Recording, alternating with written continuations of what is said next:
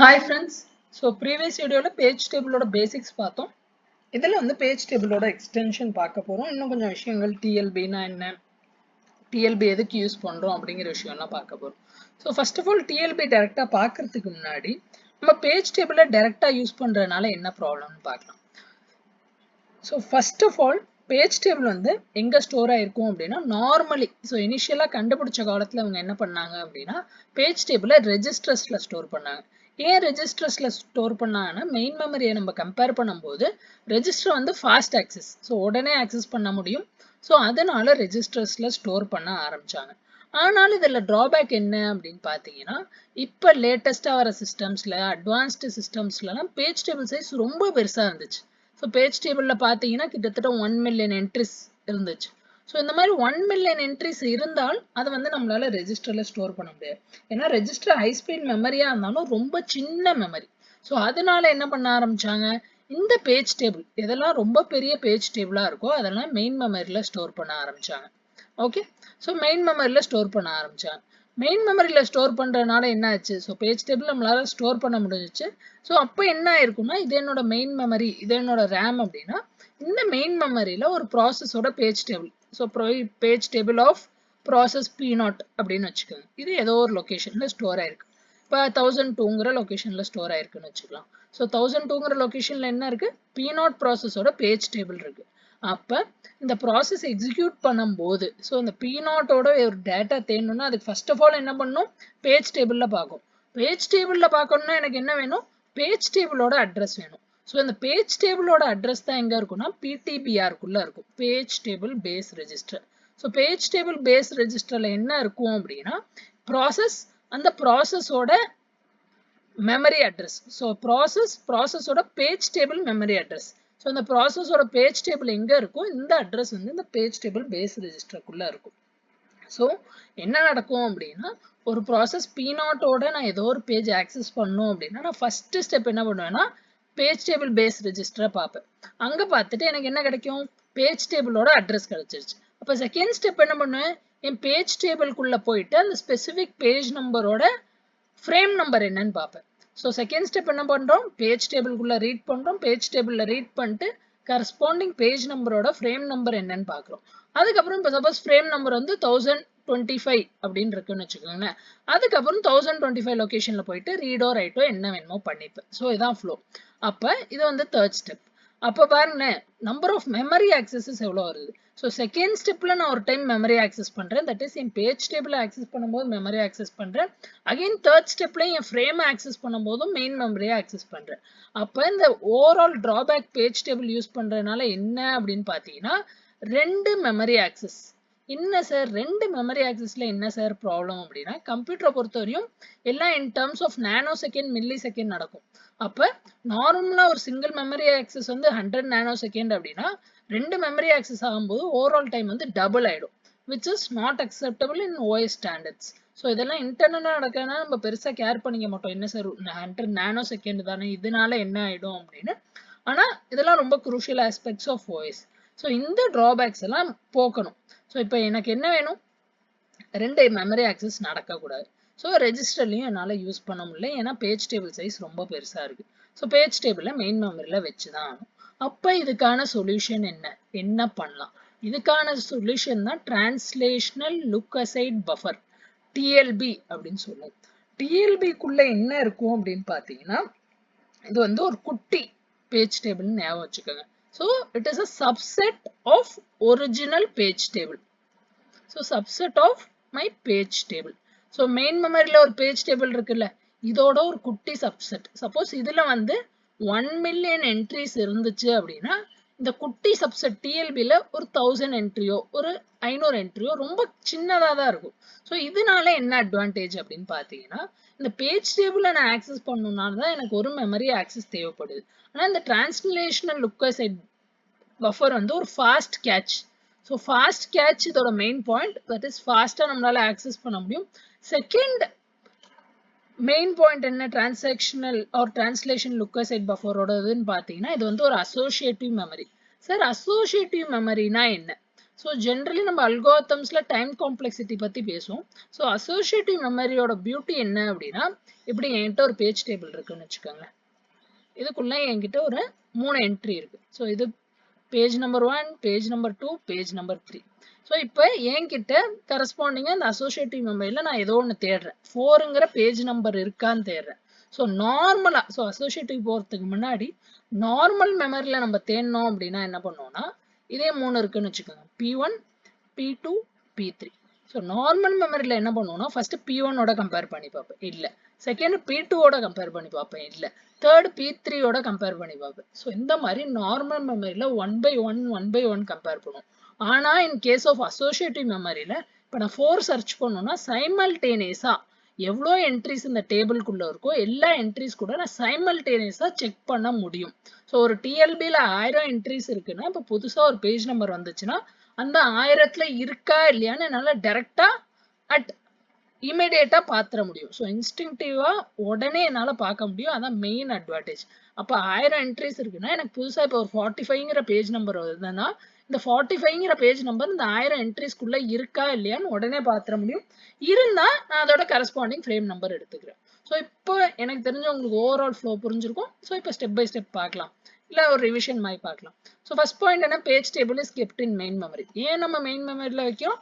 ஏன்னா ரெஜிஸ்டர் வைக்க முடியல, ஏன்னா அதோட சைஸ் பெருசா இருக்கு. அதுக்கப்புறம் பேஜ் டேபிள் பேஸ் ரெஜிஸ்டர் எதுக்கு யூஸ் ஆகுது? இது வந்து நான் மெயின் மெமரியில் வச்சிருக்க பேஜ் டேபிள பாயிண்ட் பண்ணுது. தென் இதே மாதிரி பேஜ் டேபிள் லென்த் ரெஜிஸ்டர்னு ஒன்று இருக்கு. அது என்ன பண்ணுன்னா indicate size of page table. So page டேபிளோட சைஸ் என்னன்னு சொல்லும். ஸோ இங்கே மெயினான ட்ராபேக் என்னன்னு பார்த்தோம்னா, every data instruction access requires 2 memory access. எதுக்கு 2 memory access? First memory access for the page table, second one for the data or instruction. இதை நம்ம ஆல்ரெடி பார்த்துட்டோம். அதனால இந்த 2 memory access problem சால்வ் பண்றதுக்காண்டி நான் என்ன பண்றேன், I am using a fast lookup hardware called as associative memory ன்னு சொல்லுவோம், இல்ல translation look aside buffer அப்படின்னு சொல்லுவோம். ஸோ உங்ககிட்ட 2 மார்க்ல translation look aside bufferன்னு கேட்டா, like it is a fast associative memory which has a subset of original page table. ஏன் இது associative memory அப்படின்னு சொல்றோம்னா, சைமல்டேனியஸா அதுல எவ்வளோ என்ட்ரிஸ் இருக்கோ அவ்வளோ என்ட்ரிஸ்லயும் என்னால் சைமல்டேனியஸா சர்ச் பண்ண முடியும். அதனால இதை வந்து அசோசியேட்டிவ் மெமரி அப்படின்னு சொல்றோம். ஸோ அதான் இங்க கொடுத்துருப்பாங்க. ஸோ அசோசியேட்டிவ் மெமரியில மெயின் யூஸ் என்னன்னு பார்த்தீங்கன்னா பேரலல் சர்ச். இந்த மாதிரி 4 என்ட்ரிஸ் இருக்குன்னா 4த்தையும் என்னால் சைமல்டேனியஸா சர்ச் பண்ண முடியும். ஸோ இதுக்குள்ள என்ன இருக்குன்னா அதே விஷயம் தான் ஃப்ரெண்ட்ஸ். பேஜ் டேபிளுக்குள்ள என்ன இருக்கும், பேஜ் நம்பர், ஃப்ரேம் நம்பர், ஒரு page number, offset. So page number, frame number இருக்கும். ஸோ இங்கேயுமே டிஎல்பிக்குள்ள page number and frame number இருக்கும். ஆனால் மெயின் அட்வான்டேஜ் வந்து இந்த பேரலல் சர்ச் தான் என்னோட யூனிக் செல்லிங் பாயிண்ட் ஒரு மெயினான விஷயம் இந்த டிஎல்பிக்குள்ள. ஸோ அட்ரஸ் டிரான்ஸ்லேஷன் எப்படி இருக்கும், ஸோ ஃப்ளோ என்னன்னு பார்க்கலாம். ஸோ டிஎல்பி உங்களுக்கு புரிஞ்சிச்சு ஃப்ளோ. இப்போ ஃப்ளோ என்ன அப்படின்னா, நான் என்ன சொன்னேன், என் ஒரிஜினல் பேஜ் டேபிள் என்ன, மொத்தம் 10 லட்சம் இல்லை 1 லட்சம் என்ட்ரிஸ் இருக்கு. ஓகே, ஒரிஜினல் பேஜ் டேபிள்ல 1 லட்சம் என்ட்ரி இருக்கு. என் டிஎல்பியில் எவ்வளோ என்ட்ரி இருக்கு, 1000 என்ட்ரி இருக்கு. இப்போ உங்க மைண்ட்ல என்ன வரும், சார் அப்ப இப்போ புதுசா ஒரு சிபியூ வந்து ஒரு அட்ரஸ் ஜென்ரேட் பண்ணுது, ஒரு பேஜ் நம்பர் ஜென்ரேட் பண்ணுது. சப்போஸ் அந்த பேஜ் நம்பர் அந்த 1000க்குள்ள இல்லைன்னா என்ன பண்ண? ஸோ ஃபர்ஸ்ட் ஸ்டெப் என்ன, எப்போதுமே சிபியூ எனக்கு ஒரு அட்ரஸ் கொடுக்குது. ஓகே, ஸோ அந்த அட்ரஸ்ல என்ன இருக்கும், ஒரு பேஜ் நம்பர் இருக்கும். இந்த பேஜ் நம்பருக்குள்ள ஒரு ஆஃப்செட் இருக்கும். நம்ம என்ன பண்ணுவோம், இந்த பேஜ் நம்பரோட கரஸ்பாண்டிங் ஃப்ரேம் நம்பர் கண்டுபிடிப்போம் பேஜ் டேபிள்லேருந்து. தென் அந்த ஃப்ரேம் நம்பரையும் இந்த ஆஃப்செட்டையும் ஆட் பண்ணுவோம். இப்போ உங்க கேள்வி என்ன அப்படின்னா, சார் இந்த பேஜ் நம்பர் வந்து இந்த டிஎல்பிக்குள்ள இல்லைன்னா என்ன பண்ண? ஏன்னா என்கிட்ட இருக்க நம்பர் ஆஃப் பேஜஸ் வந்து 1 lakh இருக்கு. ஸோ ஆனால் இந்த டிஎல்பிக்குள்ள 1000 தான் இருக்கு. அப்போ இந்த 1000த்துல இருக்குன்னு என்ன கேரண்டி? ஒரு கேரண்டியுமே இல்லை. ஸோ டிஎல்பியில் மேபி இருக்கலாம். ஸோ டிஎல்பியில் இருந்துச்சு அப்படின்னா அந்த சுச்சுவேஷனை நம்ம என்ன சொல்லுவேன்னா டிஎல்பி ஹிட் அப்படின்னு சொல்லுவேன். ஹிட்னா என்ன அர்த்தம்னா, எனக்கு டிஎல்பியில் கிடச்சிருச்சு. டிஎல்பியில் அந்த என்ட்ரி இல்லை அப்படின்னா நான் என்ன சொல்லுவேன்னா டிஎல்பி மிஸ். அவ்வளோதான் விஷயம். ஸோ ஒரு பேஜ் நம்பரை நான் எடுக்கிறேன், பேஜ் நம்பரை எடுத்துட்டு அதை டிஎல்பியில் பார்க்குறேன். டிஎல்பியில் இருந்தால் என்ன பண்ணுவேன், டிஎல்பியிலேருந்து தாராளமாக எடுத்துக்கலாம், தப்பே இல்லை. சப்போஸ் டிஎல்பியில் இல்லை, அப்போ நான் என்ன பண்ணுவேன், வழக்கம் போல் நமக்கு இருக்கே இருக்கு நம்மளோட பேஜ் டேபிள். பேஜ் டேபிளில் எல்லாமே இருக்கும். ஸோ எப்போல்லாம் டிஎல்பி மிஸ் ஆகுதோ அப்போ மட்டும்தான் நான் வந்து பேஜ் டேபிள்குள்ளே பார்ப்பேன். டிஎல்பி ஹிட் ஆனால் அப்போ பேஜ் டேபிள்குள்ளே பார்க்க மாட்டேன். டிஎல்பி மிஸ் ஆகும்போது மட்டும்தான் பேஜ் டேபிள்குள்ள பார்ப்பேன். ஸோ பேஜ் டேபிள்குள்ள பார்த்துட்டு அங்கே அகைன் 2 மெமரி ஆக்சஸ் வந்துடும். ஸோ வழக்கம் போல 2 மெமரி ஆக்சஸ் நம்ம யூஸ் பண்ணோம். ஸோ டிஎல்பி மிஸ் ஆகும்போது மட்டும்தான் பேஜ் டேபிள்குள்ள பார்க்க போகிறோம். ஓகே, ஸோ இந்த ஸ்டெப்ஸ் பாருங்க. If P is in associative register get frame number out. Otherwise frame number அங்கே இல்லை அப்படின்னா செகண்ட் ஸ்டெப்ல என்ன பண்ணுவோம் அப்படின்னா பேஜ் டேபிள்குள்ளேருந்து நம்ம இந்த ஃப்ரேம் நம்பரை எடுத்துப்போம் ஃப்ரெண்ட்ஸ். இவ்வளோதான் logic. Okay, next key points பார்த்தீங்க அப்படின்னா அடிஷ்னலாக டிஎல்பிக்குள்ள என்ன இருக்குன்னா அட்ரஸ் ஸ்பேஸ் ஐடென்டிஃபயர்ஸ் இருக்கும். ஸோ அட்ரஸ் ஸ்பேஸ் ஐடென்டிஃபயர்ஸோட நீட் என்ன அப்படின்னா ஒரு டிஎல்பிக்குள்ள multiple process P1 P2 P3 multiple ப்ராசஸஸோட என்ட்ரிஸ் இருக்கலாம். ஸோ இந்த அட்ரஸ் ஸ்பேஸ் ஐடென்டிஃபயர்ஸ் எதுக்கு யூஸ் ஆகுது அப்படின்னா இந்த ப்ராசஸோட என்ட்ரி அது அப்படின்னு ஸ்பெசிஃபை பண்ணுறதுக்காண்டி யூஸ் ஆகுது. ஸோ ஜென்ரலி டிஎல்பியோட சைஸ் வந்து 64 என்ட்ரிஸ்னா 1024 என்ட்ரிஸ் இருக்கும். அதுக்கப்புறம் டிஎல்பி மிஸ் ஆகும்போது நான் என்ன சொன்னேன், டிஎல்பி மிஸ் ஆகும்போது நம்ம பேஜ் டேபிளில் பார்க்குறோம் இருக்கா அப்படின்னு. அடிஷ்னலாக என்ன பண்ணுவோம் அப்படின்னா எந்த வேல்யூ இல்லையோ அந்த வேல்யூ வந்து நான் லோட் பண்ணுவேன். ஸோ டிஎல்பி ஹிட் ஆச்சுன்னா பிரச்சனையே இல்லை. ஆனால் டிஎல்பி மிஸ் ஆகும்போது எந்த வேல்யூ டிஎல்பிக்குள்ளே இல்லையோ அந்த வேல்யூ வந்து நான் பேஜ் டேபிள்லேருந்து டிஎல்பிக்குள்ளே போட்டுருவேன். ஏன் பேஜ் டேபிள்லேருந்து நான் டிஎல்பிக்குள்ளே போடுவேன்? ஏன்னா நெக்ஸ்ட் டைம் நான் அந்த வேல்யூ தேடும் போது பேஜ் டேபிளில் தேட வேணாம், எனக்கு டைரெக்டாக டிஎல்பிலேருந்து கிடைச்சா போதும். ஸோ இப்போ நெக்ஸ்ட் உங்கள் மைண்டில் ஒரு கேள்வி வரணும், சார் ஆல்ரெடி என் டிஎல்பி ஃபுல்லாக இருக்குது, தட் இஸ் 1000 என்ட்ரியில் 1000 என்ட்ரிஸுமே இருக்குது.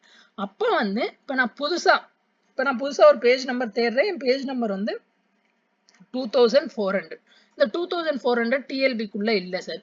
அப்போ நான் இந்த 2400 டிஎல்பிக்குள்ளே போடுவேன். எப்போ போடுவேன்? டிஎல்பியில் மிஸ் ஆனால் டிஎல்பிக்குள்ளே போடுவேன். ஸோ போடணும் அப்படின்னா எனக்கு இங்கே ஆல்ரெடி ஃபுல்லாக இருக்குது. ஸோ டிஎல்பி ஃபுல்லாக இருக்கிறதுனால என்னால் இந்த 2400 இங்கே இன்செர்ட் பண்ண முடியாது.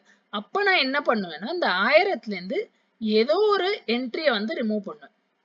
ஓகே, ஸோ எந்த என்ட்ரியை ரிமூவ் பண்ணுவேன் அப்படிங்கிறது வந்து நிறைய ரீப்ளேஸ்மெண்ட் அல்காரிதம் இருக்குது. அந்த அல்காரிதமை பேஸ் பண்ணி ஏதோ ஒரு என்ட்ரியை ரிமூவ் பண்ணுவேன். ஸோ ரிமூவ் பண்ணிவிட்டு எனக்கு தேவைப்பட்ட 2400 நான் டிஎல்பிக்குள்ளே ஆட் பண்ணிப்பேன். ஸோ 2400ஓட என்ன என்ட்ரி இருக்கோ அதை டிஎல்பியில் ஆட் பண்ணிடுவேன். அது தவிர இன்னொரு கான்செப்ட் என்னன்னு பார்த்தீங்கன்னா ஒரு சில என்ட்ரிஸை நான் எப்போதும் ரிமூவ் பண்ணவே கூடாது டிஎல்பியில், அது ரொம்ப முக்கியமான என்ட்ரிஸ் அப்படின்னு இருந்தால் those entries can be wired down. So wired டவுன்னா என்னன்னா இதை பர்மனெண்ட்டாக நம்மளால டிஎல்பிலேருந்து ரிமூவ் பண்ணவே முடியாது. ஸோ எப்போதுமே இது டிஎல்பியில் இருந்துகிட்டே இருக்கும். இதோட நீட் என்ன, ஒரு ப்ராசஸில் ஒரு செட் ஆஃப் பேஜஸ் வந்து நமக்கு அடிக்கடி யூஸ் ஆகும் ஃபீல் ஆச்சு அப்படின்னா அதை பர்மனெண்ட்டாக டிஎல்பியில் வச்சோம்னா நம்ம ஆக்சஸ் வந்து ஃபாஸ்ட்டாக இருந்துகிட்டே இருக்கும் ஃப்ரெண்ட்ஸ். ஓகே, ஸோ இதான் ஓவரால் லாஜிக். ஸோ இங்கே ஹவு டிஎல்பி இஸ் யூஸ்டில் அதே விஷயம் தான். ஸோ ஃபஸ்ட்டு சிபியூ வந்து ஒரு அட்ரஸ் ஜென்ரேட் பண்ணுது. இந்த அட்ரஸில் என்ன இருக்குது, பி இருக்குது, டி இருக்குது. ஸோ ஸ்டெப் 2ல் என்ன பண்ணுறேன், இந்த P is P in TLB. So டிஎல்பியில் இருக்கான்னு பார்க்குறேன். இருந்தால் நான் என்ன பண்ணுறேன், டிஎல்பிலேருந்து ஃபெச் ஃப்ரேம் நம்பர். ஸோ எங்கேருந்து ஃப்ரேம் நம்பர் எடுத்துக்கிறேன், டிஎல்பிலேருந்து ஃப்ரேம் நம்பர் எடுத்துக்கிறேன். இது first step. Suppose no, so நான் சர்ச் பண்ணுற பேஜ் டிஎல்பிக்குள்ளே இல்லை அப்படின்னா செக் பேஜ் டேபிள். ஸோ நான் என்ன பண்ணுறேன், பேஜ் டேபிள்குள்ளே செக் பண்ணுறேன். பேஜ் டேபிளை எடுத்துட்டு அதை தவிர அடிஷ்னலாக என்ன பண்ணுறேன்னா load corresponding entry to TLB. So என்ன என்ட்ரி எனக்கு தேவையோ அந்த என்ட்ரியை டிஎல்பிக்குள்ளே போட்டு போயிட்டே இருக்கேன். ஸோ இதை வந்து நான் என்ன சொல்லுவேன், டிஎல்பி ஹிட்டுன்னு சொல்லுவேன். இதை வந்து டிஎல்பி மிஸ் அப்படின்னு சொல்லுவேன். ஸோ இந்த ரெண்டு கேசஸில் எதில் ஃபாஸ்ட்டாக இருக்கும் ஆக்சஸ்ன்னு பார்த்தீங்கன்னா எப்போல்லாம் டிஎல்பி ஹிட் ஆகுதோ அப்போ தான் என் ஆக்சஸ் ஃபாஸ்ட்டாக இருக்கும். மிஸ் ஆச்சுன்னா எனக்கு 2 மெமரி ஆக்சஸ் தேவைப்படும். ஒரு மெமரி ஆக்சஸ் வந்து பேஜ் டேபிள் ஆக்சஸ் பண்ண, செகண்ட் மெமரி ஆக்சஸ் வந்து எனக்கு என்ன ஃப்ரேமோ அந்த ஃப்ரேமை ஆக்சஸ் பண்ண தேவைப்படும். நெக்ஸ்ட் பேஜிங் ஹார்ட்வேர் எப்படி இருக்குன்னு பாருங்க. அதே டயக்ராம் தான், ஒரு பெரிய சேஞ்சுமே இல்லை. ஸோ ஃபர்ஸ்ட் ஸ்டெப்பில் சிபியூ ஒரு லாஜிக்கல் அட்ரஸ் ஜென்ரேட் பண்ணும். அதில் பேஜ் நம்பர் இருக்கும், ஆஃப்செட் இருக்கும். ஸோ ஃபர்ஸ்ட் ஸ்டெப் நம்ம என்ன பண்ணுறோம், அந்த பேஜ் நம்பர் வந்து என் டிஎல்பிக்குள்ளே இருக்கான்னு பார்க்குறேன். ஸோ நெக்ஸ்ட் வந்து இந்த கரஸ்பாண்டிங் பேஜ் நம்பர் டிஎல்பிக்குள்ளே இருக்கான்னு எப்படி பார்க்குறோம், சைமல்டேனியஸாக பார்க்குறோம். ஸோ அந்த சைமல்டேனியஸோட டயக்ராம் தான் இது. சைமல்டேனியஸாக ஏதோ ஒரு இடத்துல இருந்தாலும் தட் இஸ் டிஎல்பி ஹிட் ஆனால் நான் இங்கேருந்து ஃப்ரேம் நம்பர் பிக் பண்ணிக்கிறேன். ஸோ இது இப்போ ஸ்டெப் 2ஓட பார்ட் 1ன்னு வச்சுக்கோங்க. டிஎல்பி ஹிட் ஆனால் இங்கேருந்து பிக் பண்ணிக்கிறேன். சப்போஸ் டிஎல்பியில் எனக்கு கிடைக்கல அப்படின்னா இது 2ஓட பார்ட் 2. டிஎல்பி மிஸ் ஆனால் என்ன பண்ணுறேன், அகைன் நான் பேஜ் டேபிள்குள்ளே போயிட்டு பேஜ் டேபிளில் தான் எல்லா என்ட்ரியும் இருக்கும். ஸோ பேஜ் டேபிள்லேருந்து கரஸ்பாண்டிங் ஃப்ரேம் நம்பர் எடுத்துக்கிறேன். தென் ஃபைனல் ஸ்டெப் என்ன பண்ணுவோம், அதே கதை தான். ஃப்ரேம் நம்பர் கூட ஆஃப்செட் ஆட் பண்ணுறோம், ஆஃப்செட் ஆட் பண்ணால் எனக்கு ஃபைனல் ஃபிசிக்கல் அட்ரஸ் கிடச்சிரும். ஸோ கான்செப்ட் அதே தான் ஃப்ரெண்ட்ஸ், கான்ஸ்டண்ட்டாக அதே தான் இருக்கும். ஒரு டைம் உங்களுக்கு புரிஞ்சிருச்சு அப்படின்னா அப்புறம் மறக்கவே மாட்டீங்க. ஸோ இதுலேயுமே ஒரு நியூமெரிக்கல் இருக்குது. இப்போ பேசிக்கான நியூமெரிக்கல் பார்க்கலாம். அப்புறம் எண்ட் ஆஃப் யூனிட் 2 போகும்போது வேற செமஸ்டர் ஓரியன்டட் நியூமெரிக்கல்ஸ் பார்க்கலாம். ஸோ என்ன கொடுத்துருப்பாங்க கொஸ்டின்ல, hit ratio. So hit ratio கொடுத்துருக்காங்க 0.8 அப்படின்னு. ஸோ 0.8னா என்ன அர்த்தம் அப்படின்னா இது வந்து பர்சன்டேஜ்ல கொடுத்துருக்காங்க ஃப்ரெண்ட்ஸ். இதுக்கு என்ன சொல்லணும் ஆல்டர்னேட்டிவா அப்படின்னா இன்டூ 100 பண்ணீங்கன்னா உங்களுக்கு பர்சன்டேஜ் கிடைச்சிரும். ஸோ 80% ஆஃப் டைம் நான் ஒரு பேஜ் டேபிள் தேடுறேன் அப்படின்னா, ஒரு பேஜ் நம்பர் தேடுறேன் அப்படின்னா எனக்கு 80% ஆஃப் டைம்ஸ் இது வந்து எங்க கிடைக்குது, டிஎல்பிக்குள்ள கிடைச்சிருது. இதான் இதோட அர்த்தம். அதுக்கப்புறம் என் மெயின் மெமரி ஆக்சஸ் டைம் வந்து 100 நானோ செகண்ட் கொடுத்துருக்காங்க. கொஸ்டின்ல என்ன கேட்பாங்க அப்படின்னா effective access time. So effective access time கண்டுபிடிங்க அப்படின்னு சொல்லுவாங்க. ஸோ ஃபார்முலா நான் சொல்றதுக்கு முன்னாடி லாஜிக் சொல்றேன், லாஜிக்கலா புரிஞ்சுக்கோங்க. ஸோ நம்ம என்ன கான்செப்ட் பார்த்தோம், CPU வந்து ஒரு பேஜ் நம்பர் தருது P. ஸோ P நான் என்ன பண்றேன், if P in TLB. So P TLBல இருந்தா நம்ம என்ன பண்றோம், டைரக்டா இங்கேருந்து ஃப்ரேம் நம்பர் எடுத்துக்கிறோம். So fetch frame number. Okay, suppose no அப்படி இருந்தா என்ன பண்றோம், ஃபர்ஸ்ட் பேஜ் டேபிள்குள்ள பார்க்குறோம், அதுக்கப்புறம் அந்த கரஸ்பாண்டிங் ஃப்ரேமை நம்ம ஆக்சஸ் பண்றோம். ஸோ ஸ்டெப் 1ல என்ன பண்றோம், fetch frame number and access பண்ணிடுறோம் ஃப்ரேமை. ஸ்டெப் 2ல நோவா இருக்கும்போது பேஜ் டேபிள்ல ஃபர்ஸ்ட் பார்த்துட்டு அதுக்கப்புறம் ஃப்ரேமை ஆக்சஸ் பண்றோம். ஸோ இப்போ எஃபெக்டிவ் ஆக்சஸ் டைம் பார்க்கலாம், எப்படி கண்டுபிடிக்கலாம். ஸோ ஃபர்ஸ்ட் லாஜிக்லி பாருங்களேன், டிஎல்பி ஒன்று இருக்கு. ஸோ டிஎல்பி ஒன்று இருந்தால் என்ன பாசிபிலிட்டி, ஒன்று ஹிட்டு, இன்னொன்று miss.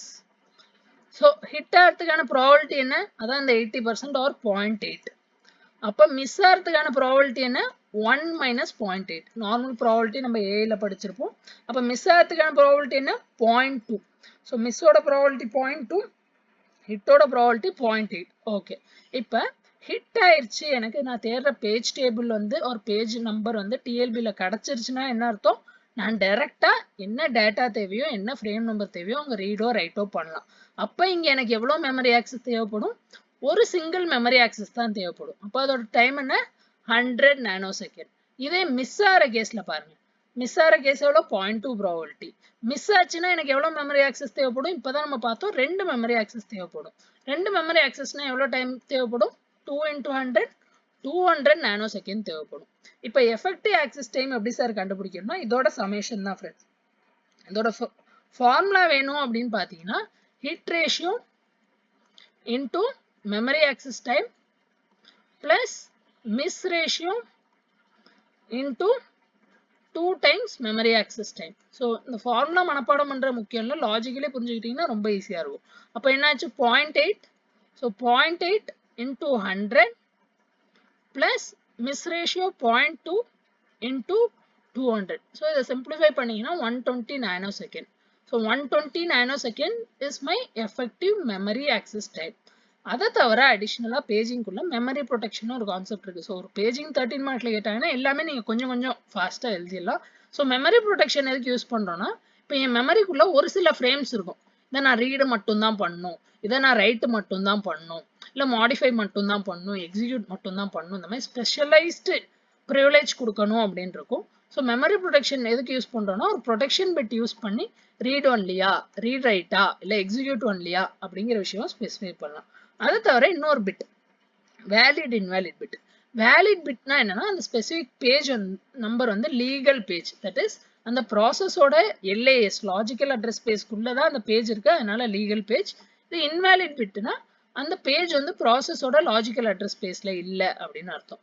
Then page table length register எதுக்கு யூஸ் பண்ணுவோம், பேஜ் டேபிளோட லென்த்தை ட்ராக் பண்ணுறதுக்காண்டி யூஸ் பண்ணுவோம். இது ஜஸ்ட் ஒரு ரேண்டம் எக்ஸாம்பிள் ஃப்ரெண்ட்ஸ். இங்கே வந்து என் லாஜிக்கல் அட்ரஸ் ஸ்பேஸில் 6 டிஃப்ரெண்ட் பேஜஸ் இருக்கு. இங்கே பேஜ் டேபிள்குள்ள பாருங்களேன், நார்மலாக என்ன இருக்கும், பேஜ் டேபிள்குள்ள பேஜ் நம்பர், இதெல்லாம் என்னோட பேஜ் நம்பர், அது கூட கரஸ்பாண்டிங் ஃப்ரேம் நம்பர் இருக்கும். இங்கே அடிஷ்னலாக என்ன இருக்கு, வேலிட் இன்வேலிட் பிட் இருக்கு. ஸோ வேலிட் இன்வேலிட் பிட்னா என்னன்னா, இதெல்லாம் அந்த கரஸ்பாண்டிங் லாஜிக்கல் அட்ரஸ் ஸ்பேஸ்க்குள்ள தான் இருக்கு அப்படின்னு அர்த்தம். ஸோ ஒரு வேலிட் கேஸ் பார்க்கலாம், இந்த 2, 5.